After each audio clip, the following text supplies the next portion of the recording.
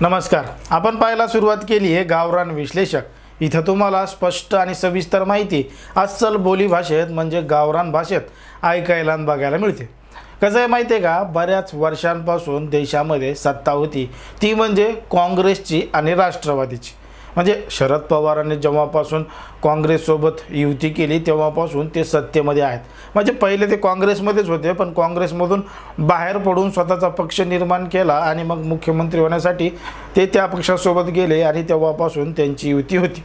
आता ते देशात होते, नेतृत्व केलं, राज्यातसुद्धा केलं आणि तेव्हा कुठं भारताची ही बदलण्याची म्हणजे आधुनिक युग सुरू झालं होतं आणि तिथूनच एक नवीन वाटचाल सुरू होती. आता या सगळ्या वाटचालीमधून सरकारचं काम होतं की उद्योग धंदे, शाळा, कॉलेज म्हणजे ज्या काही मूलभूत गरजा आहेत, अन्न, वस्त्र, निवारा, शिक्षण, आरोग्य, या सगळ्या गोष्टी तिथून सुरू होत होत्या आणि कालांतराने भारत त्या दिशेने चालत होता. मग या सगळ्या गोष्टी करत असताना त्यावेळी काँग्रेसनं आणि राष्ट्रवादीनं शाळासुद्धा काढल्या होत्या म्हणजे शिक्षणासाठी. आता ज्याप्रमाणे आरोग्याची व्यवस्था होती, शिक्षणाची होती, ते तत्कालीन सरकारला एक गरजा म्हणून करावंच लागत होतं आणि तशा पद्धतीनं या सरकारनं देशामध्ये, राज्यामध्ये, विविध भागामध्ये सरकारी शाळा काढल्या. आता शाळा काढल्या ही गोष्ट आपल्याला मान्यच करावं लागेल, पण हे शाळाचा विषय अचानक मध्येच कसा काय आला असं सुद्धा तुम्हाला वाटू शकतं. तर त्यासाठी हा व्हिडिओ बघा. अरे यांनी तर शिक्षकांना पण सोडलं नाही मावशी.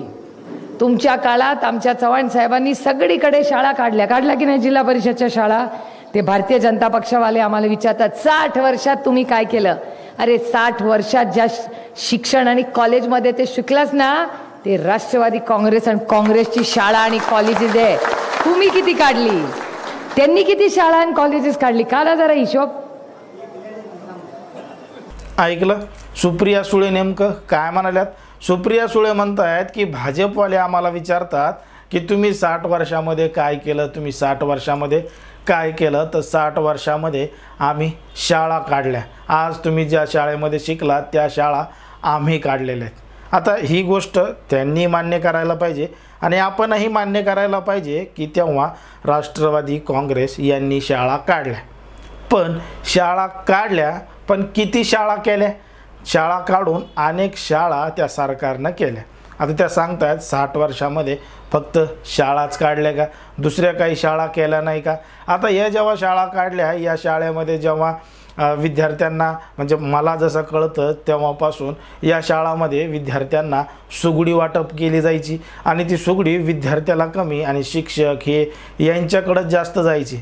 त्याच्यानंतर बदलत गेलं, त्याच्यानंतर विद्यार्थ्यांना पोषक आहार म्हणून तांदूळसुद्धा वाटले जायचे. आता ते तांदूळ किती विद्यार्थ्यांना भेटायचे, ते तांदूळ अर्धे कुठं गायब व्हायचे आणि कुठं नाही, हे शाळाच केली जायची एक पद्धतीनं शाळेच्या माध्यमातून. एकीकडे सरकारी शाळांची संख्या पाहिजे तशी नव्हती. आता शाळा बांधल्या हे जेवढ्या पद्धतीनं बोलून दाखवलं आहे, पण त्या शाळा जेव्हा तशा पाहिजे होत्या तशा होत्या का. उगाच साधारण शाळा होत्या आणि त्या ठिकाणी किती विद्यार्थी जायचे. एका शाळेत शिक्षक असायचे तर दुसऱ्या शाळेत शिक्षकसुद्धा नसायचे. एक शिक्षक 2-2, 4-4 वर्गाला शिकवायचे, अशी अवस्था होती. पण जी अवस्था होती ती आता आपला मान्य करावं लागेल की त्यांनी शाळा काढल्या आणि या शाळाच्या माध्यमातून अनेक शाळासुद्धा केल्या. स्वतःच्यासुद्धा शाळा उभारल्या होत्या, कॉलेज उभारले होते आणि ते कॉलेज आज राज्यामध्ये 1-1 नंबरचे, 2-2 नंबरचे मोठ्या मोठ्या शहरात कॉलेज, शाळा, महाविद्यालय हे राष्ट्रवादी आणि काँग्रेसच्या नेत्यांचे आहेत. हे सुद्धा आपल्याला मान्यच करावं लागेल. आणि जे कॉलेज, शाळा त्यांचे आहेत त्या कॉलेजची, त्या शाळेची फीस काय आहे आज. मग ज्या विद्यार्थ्यांसाठी तुम्ही शाळा काढल्यात त्याच विद्यार्थ्यांसाठी तिथं किती सवलत आहे, किती प्रमाणात तिथं शाळेची फीस आहे.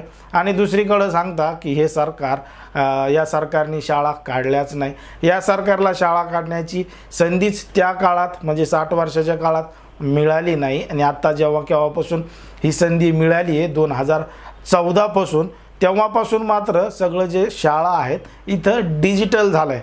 म्हणजे ज्या अगोदरच्या सरकारी शाळा होत्या आणि आता ज्या सरकारी शाळा आहेत त्याच्यामध्ये फार मोठा बदलसुद्धा झालेला आहे. जे पोषण आहार आहे तो सुद्धा चांगल्या पद्धतीनं मिळत आहे आणि त्या शाळा एकदम डिजिटल स्वरूपाच्या झालेल्या आता तरी आपल्याला बघायला मिळतात। आता शाळेचं खाजगीकरण चालू आहे, हे चालू आहे, ते चालू आहे, असे आरोपसुद्धा सरकारवर होत आहेत। पण त्याकडे एक सामान्य नागरिक म्हणून लोकांची पण जबाबदारी आहे। आज स्वतः लोक सरकारी शाळेमध्ये विद्यार्थ्यांना पाठवायला तयार नाहीत। आज लोक जर पाहिले तर आज प्रायव्हेट शाळेमध्ये जास्त करून पाठवतात, सरकारी शाळेमध्ये त्या पद्धतीनं पाठवत नाहीत। कारण की सरकारी शाळांची अवस्था कशा पद्धतीची होती त्यामुळं लोकांची मानसिकतासुद्धा बदलत गेलेली आहे, म्हणून लोक खाजगी शाळेमध्ये विद्यार्थ्यांना शिकवण्यासाठी पाठवतात। मग यासुद्धा गोष्टीला कोण जबाबदार आहे? तेव्हाचं सरकार जबाबदार आहे का आत्ताचं सरकार जबाबदार आहे याचा पण विचार करावा लागेल, बरोबर आहे का नाही? जर आपण पाहिलं तर त्या सरकारनं शाळा काढल्या आणि शाळा कशा पद्धतीच्या केल्या आता ह्याच्यावर सुद्धा आपल्याला बोलावं लागेल। जर आपण पाहिलं तर तिकडे शाळा काढणं सुरू होतं, पण त्या शाळेत जाण्यासाठी रस्ता होता का? त्या शाळेत जाण्यासाठी रस्ता नसायचा, त्या गावामध्ये लाईट नसायची, पाणी नसायचं, इतर कोणत्या गोष्टी नसायच्या, लोक संडासला रोडवर जाऊन बसायचे, शौचालयसुद्धा तेव्हाच्या काळामध्ये नव्हते। मग फक्त शाळा काढून शाळा केल्या का असा प्रश्न देखील आपल्याला पडतो। जर आपण पाहिलं तर जसं सांगतात की 2014 पासून मोदी सरकारनं काय केलं, आपल्याला मोदी सरकारचं समर्थन करायचं नाही, पण जे आपल्या डोळ्यानं आपण ते बदल पाहिला ते बदल तर आपल्याला मान्य करावंच लागेल की नाही बाबा 2014च्या अगोदर ही परिस्थिती होती आणि 2014 नंतर ही परिस्थिती आली। जर आपण मुद्दा पाहिला तर सगळ्यात पहिले आपण घेऊ महागाई। 2014च्या अगोदर महागाई कमी होती, 2014 नंतर महागाई वाढली, ही गोष्ट आपल्याला मान्य करावं लागेल। पण 2014च्या अगोदरची परिस्थिती राज्यामधली आणि देशामधली काय होती? गावामध्ये जायला रोड नव्हता, 8-8 तास 12-12 तास राज्यामध्ये लोड शेडिंग होती, ही सुद्धा गोष्ट मान्य करावं लागेल। अनेक कुटुंबाकडं स्वतःचे शौचालयसुद्धा नव्हते, लोक रस्त्यावर जायचे, हे सुद्धा परिस्थिती आपण पाहिलेली।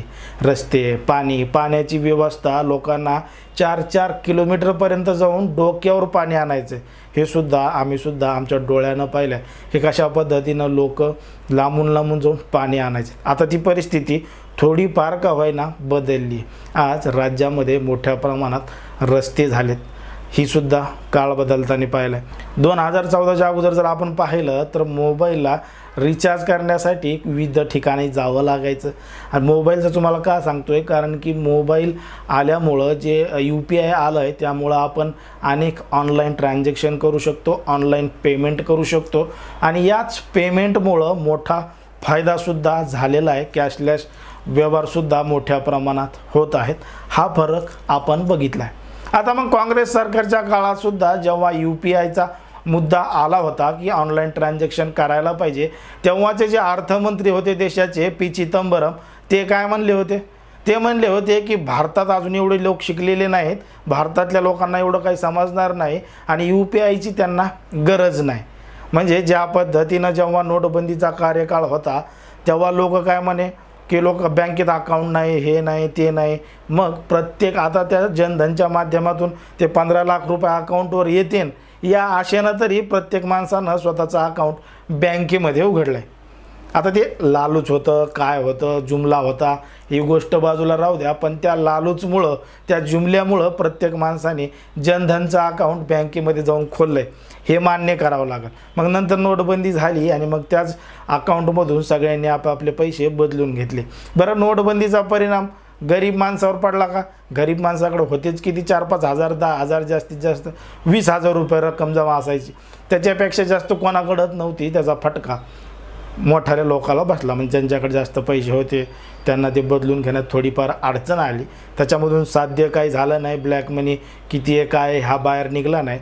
पण असे जे बदल असतात ते व्हायला पाहिजे, कारण की निर्णय घेण्यासाठीच सरकार बदल झाला आहे, सत्तेमध्ये परिवर्तन झालं आहे। जाऊ द्या, हे बाकीचं जाऊ द्या, पण शाळा कशा पद्धतीनं उभारल्या आणि त्या शाळा काढण्याच्या माध्यमातून कशा पद्धतीच्या शाळा झाल्या, किती ठिकाणी प्रॉपर्टीज उभा करण्यात आली, कंपन्या काढण्यात आल्या, लवासासारखे प्रोजेक्ट उभा करण्यात आले, ते प्रोजेक्टमध्ये कशी शाळा झाली हे सुद्धा सांगायला पाहिजे।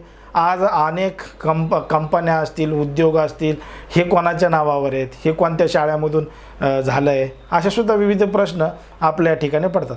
आता या शाळाबाबत अजून तुम्हाला काही याच्या व्यतिरिक्त दुसऱ्या शाळा माहीत आहेत का? त्या माहीत असतील तर आपल्या कमेंटमध्ये सांगा. आणि अशाच पद्धतीचे नवनवीन गावरान व्हिडिओ पाहण्यासाठी आपल्या चॅनलला लगेच सबस्क्राईब करून घ्या. धन्यवाद.